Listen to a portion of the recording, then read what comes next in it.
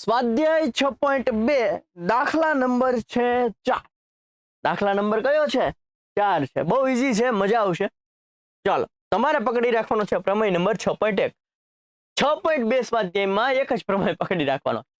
6.1 પ્રમેય અને એના ત્રણેય સૂત્ર તમને આવડવા પડે. ઓકે, ચાલો જોઈએ છે ભાઈ. ડી અને એસી જે છે એ સમાંતર છે. ક્યાં છે ડી અને એસી? આ રહ્યા ભાઈ, ડીઈ અને એસી.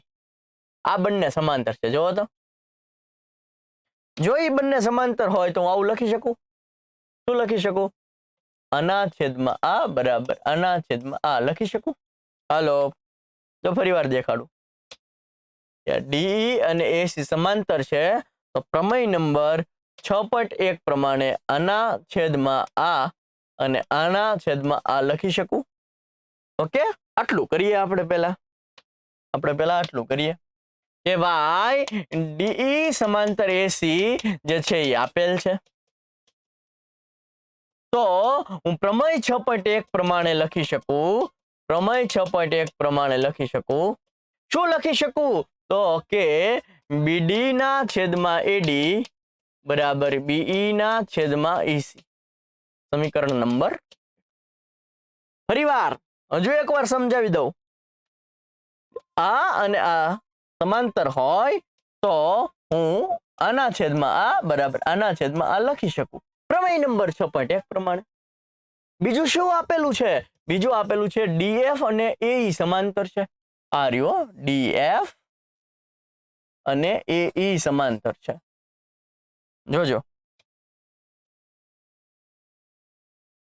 કયું કયું સમાંતર છે? ડીએફ અને એઈ. ઓકે, તો હું પ્રમેય નંબર 6.1 પ્રમાણે લખી શકું. આના છેદમાં આ બરાબર આના છેદમાં આ બરાબર આના છેદમાં. જો આ અને આ બંને સમાંતર હોય, તો હું પ્રમેય 6.1 પ્રમાણે આના છેદમાં આ અને આના છેદમાં આ લખી શકું. આના છેદમાં લખી શકું.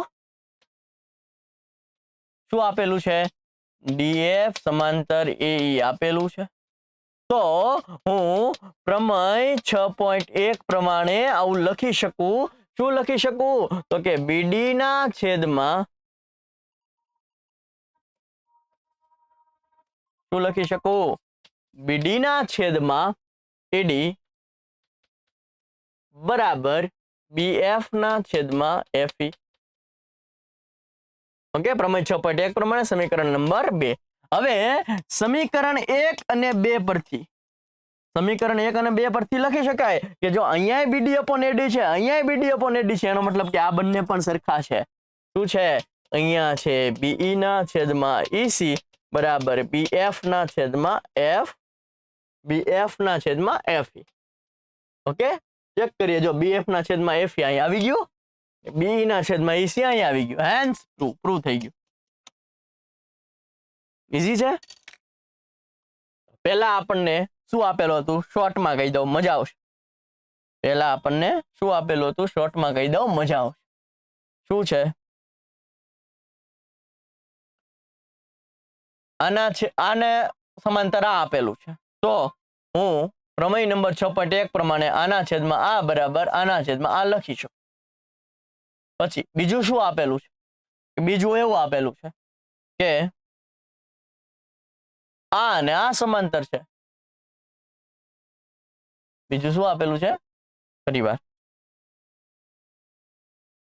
આ સમાંતર આપેલું છે તો આના છેદમાં આ અને આના છેદમાં આ લખી શકું. સમીકરણ નંબર 2. બંને 6.1 પ્રમાણે લખી શકું. સમીકરણ 1 અને સમીકરણ 2 ને સરખાવતો જવાબ મળી જાય. ઈઝી છે. જરૂર જણાય 2 વાર વિડીયો જોઈ લેજો. ઓકે, બહુ જ ઈઝી છે. મજા આવતી હોય તમારે શું કરવાનું છે? લાઈક, શેર, સબસ્ક્રાઇબ કરવાનું છે. દરેક સુધી વિડીયો પહોંચાડી દેવાનો છે. મળીએ છીએ નેક્સ્ટ લેક્ચરમાં. ત્યાં સુધી જય હિન્દ, જય ભારત.